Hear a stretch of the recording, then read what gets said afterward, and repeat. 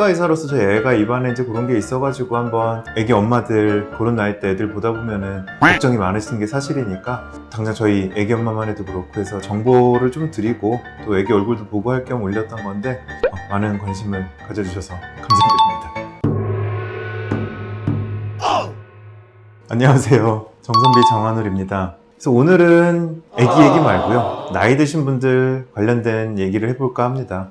아버지께서 치과의사지만 치료받기를 너무도 싫어하세요. 그래서 오랫동안 이가 이제 안 좋고 부러진 채로 오랫동안 버티시다가 왕창 고름이 잡히고 부으셨어요. 그래서 제가 얼마 전에 발치를 해드리고 임플란트를 좀 해드렸습니다. 저희 아버지도 그렇고 할머니 할아버지들도 그렇고 그 당뇨 가족력이 좀 있어요. 저는 아직까지는 없는 걸로 돼 있긴 해도 조심을 해야 되는데 당뇨 좋아하시죠? 당뇨라는 것들이 있게 되면은 여러 가지 몸 건강에 좋지 않은 그런 2차적인 증상들 또는 합병증들이 많이 알려져 있고, 특히 이제 치과에서도 당뇨 환자분들 많이 오시죠. 이 당뇨가 있게 되면은 잇몸의 건강이 많이 떨어집니다. 그러니까 소위 우리가 풍치라고 말하는 치주질환 이런 것들이 흔히 있을 수가 있는데요.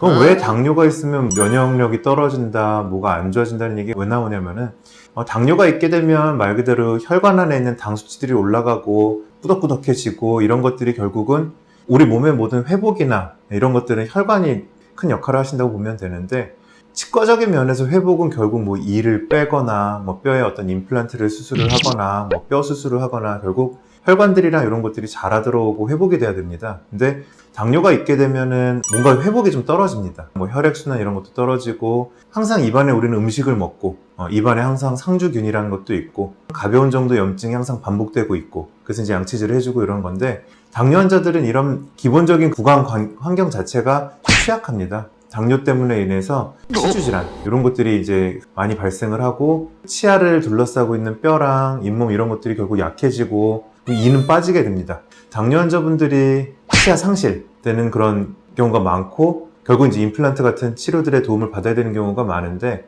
우선 그럼 이제 임플란트를 할 수가 있을까, 그런 얘기가 먼저 나올 수가 있을 것 같아요. 결론은 할 수 있습니다. 저희 아버지 같은 경우 임플란트를 해드렸는데, 고려사항이 그러면 뭐 어떤 것들이 있느냐, 평상시 혈당 관리가 많이 중요합니다. 피검사를 통해 가지고 공복 혈당, 식후 뭐 2시간의 혈당, 그리고 조금 더 오랜 기간의 수치를 반영하는 게 당화혈색소라는 것도 있습니다. 피검사를 통해서 그런 수치들을 보면은 정상 수치다, 당뇨에 가깝다, 당뇨다, 당뇨 중에서도 이건 좀 심하다, 이런 것들이 나오게 되는데, 당뇨에서도 좀 심한 수치가 갈수록 치유나 회복이나 임플란트 성공이나 이런 거에 당연히 안 좋게 되겠죠. 선생님들마다 약간의 차이는 있습니다만, 확실한 건 당 조절이 안 되고 평상시 당 수치가 높고, 더군다나 당화혈색소라고 하는 것들은 되게 아마 한 3개월 정도 당 수치를 좀 반영하는 것들이라서 조금 더 결과를 안정적으로 볼 수 있는데, 심지어 그것마저 좀 높다 이렇게 되면은 치과 임플란트나 이런 치유나 이런 것들이 좀 떨어진다고 볼 수 있습니다. 구독과 좋아요 부탁드립니다. 아까 말씀드린 대로 치유가 좀 떨어지는 건 있기 때문에 그런 것들을 조절하고, 그러니까 치유에 도움되는 여러 가지 술식들 이런 것들을 해드리고, 관리를 잘 하셔가지고 깨끗한 입안 상태, 구강 위생 상태를 청결하게 하는 것들을 교육시켜드리고, 끝나고 나서도 특히 더 신경을 써주셔야 됩니다. 구강 관리 면에서는 모든 임플란트 환자분들이 동일한 얘기인 건데, 당뇨 환자분들은 거기에 이제 혈당 조절도 신경을 써주셔야 우리가 원하는 평생 동안 쓸 수 있는 임플란트를 쓰게 되는 거라고 생각을 하시면 될 것 같습니다. 임플란트라고 하는 게 결국은 그 치아의 뿌리에 해당되는 금속 부분을 일단 뼈 안에 넣습니다. 튼튼해질 때까지 한동안 기다리는 기간을 거쳐요. 뼈가 오세오 인테그레이션, 이 한국말이 너무 어려운데, 골유착이 되는 걸 보통 치유기간 이렇게 얘기를 하는데, 넣어놓은 그 금속 부분, 나사에 해당되는 뿌리 부분, 기계 같은 걸 연결을 해가지고 어떤 수치화해서 잘 굳고 있는지 이런 기계들도 많이 있습니다. 이제 그런 것들을 통해서 뼈가 얼마나 굳었는지 이런 것들도 측정할 수 있기 때문에, 당뇨 환자분들도 그 수치를 전 파악을 하고 그거에 맞춰서 치유기간, 뼈가 골유착 기간 이런 것들을 판단하고 그 다음에 이를 올리고 이런 과정을 하고 있습니다.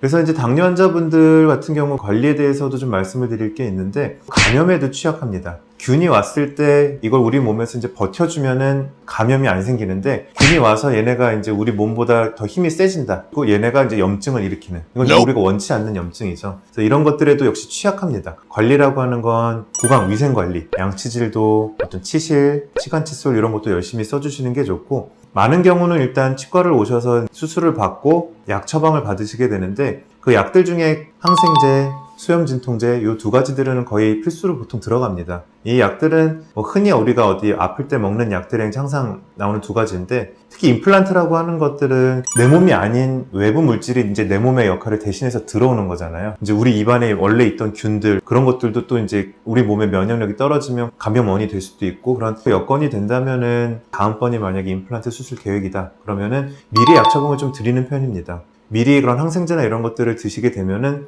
드시고 오시기 때문에 어느 정도 높아져 있고, 그러면은 임플란트를 하는 데 있어서 특히 당뇨 환자분들은 조금 더 예방할 수 있는 효과가 있기 때문에, 너무 몸이 편찮으신 분들이 아니라면은 처방을 해서 선투약을 시행하고 그런 실패율을 좀 줄이려고 노력을 하고 있습니다. 그래서 이제 수술 전후로 이제 각을 하는 것들, 관리하는 것들, 이제 이런 것까지 병행이 된다면은 결론적으로 당뇨 있으신 분들 충분히 임플란트 성공률을 높일 수가 있고요.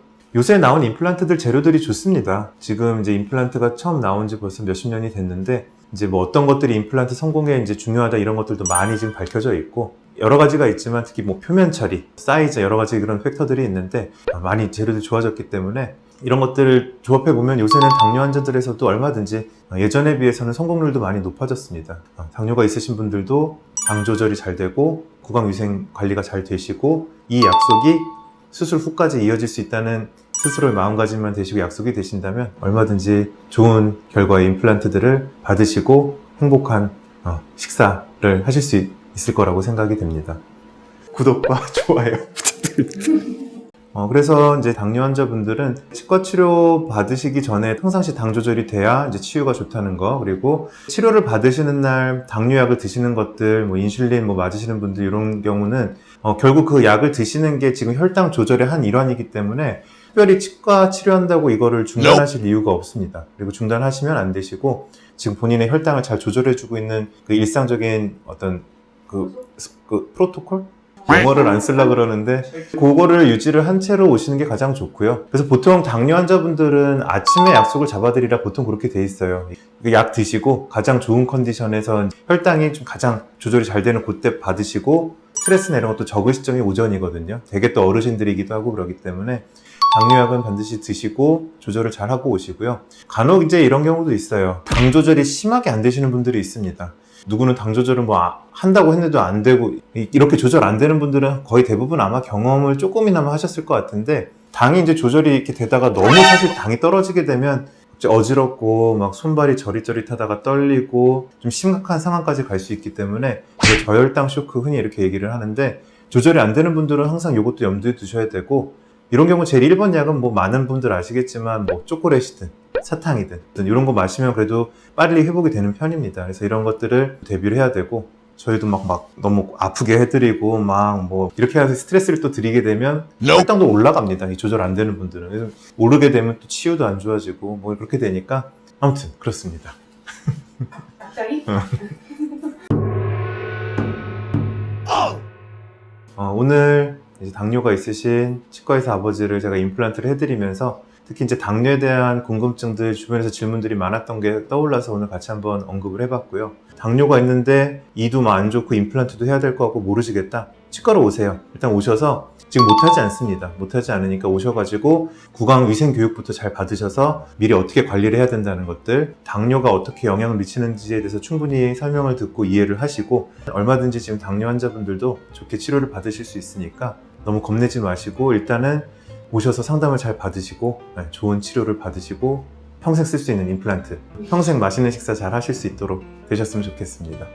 지금까지 정선비 정한울이었습니다. 구독과 좋아요, 알림. 소리는 윙크!